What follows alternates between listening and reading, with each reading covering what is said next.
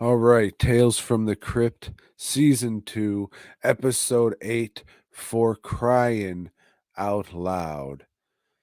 Uh, Shit, you know what I forgot to do on that last episode? I forgot to say, oh, it ends with the Crypt Keeper hanging himself.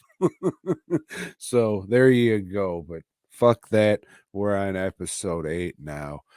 For crying out loud, I remember this one being one of my favorites.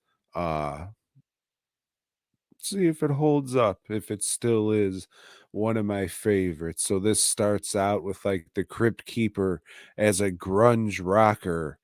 So this one starts out with old what's his name? Lee Ehrenberg. I'm sure you don't know the name, but you would know the face if you saw it.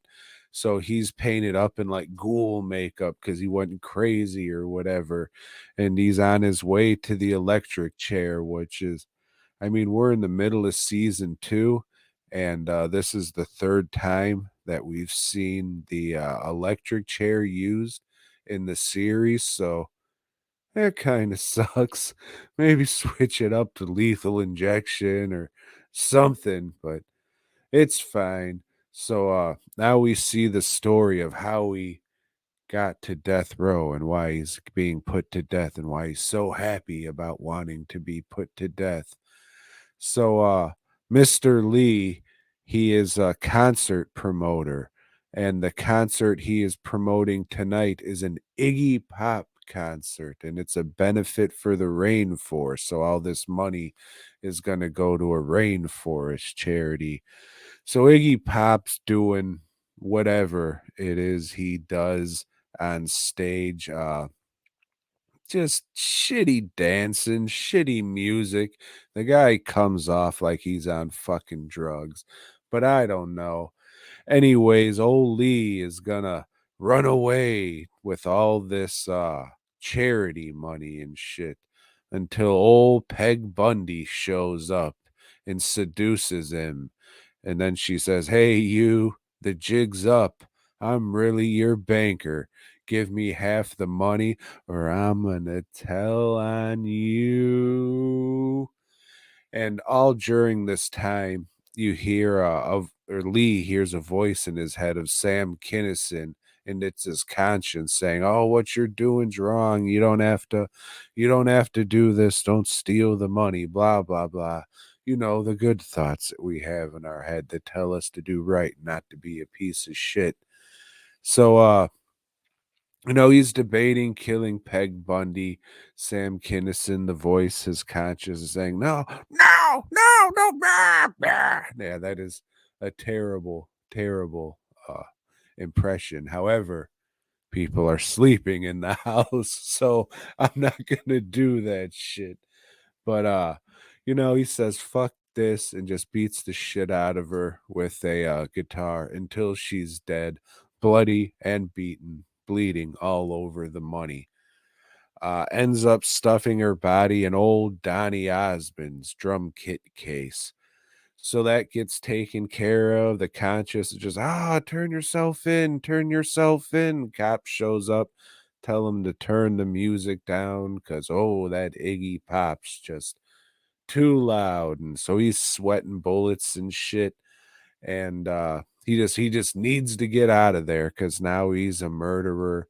And he has this voice in his head that's just getting louder and louder and louder.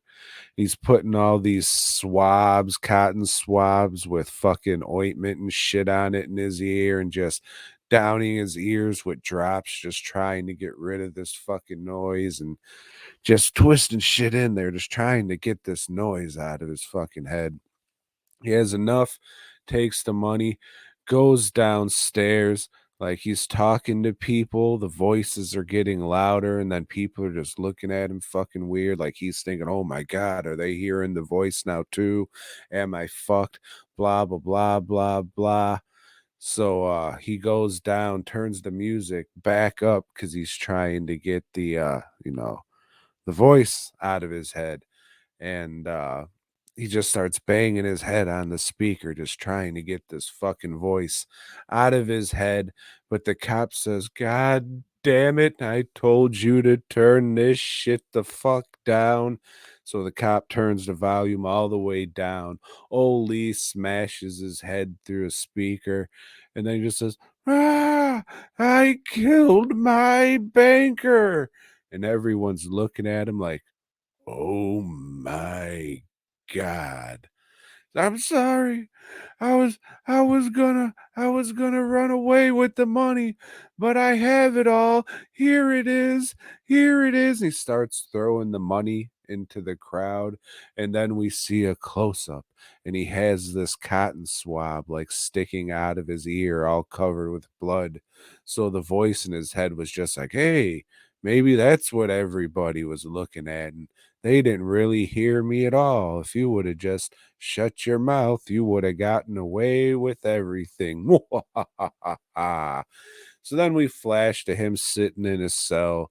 The guards trying to talk to him. The other guards like, "Oh, don't worry about it. He's deaf as shit. He can't fucking hear anything." And then he notices they're there. He's like, "Oh, is it time? Is it time to go?" Tales from the Crypt.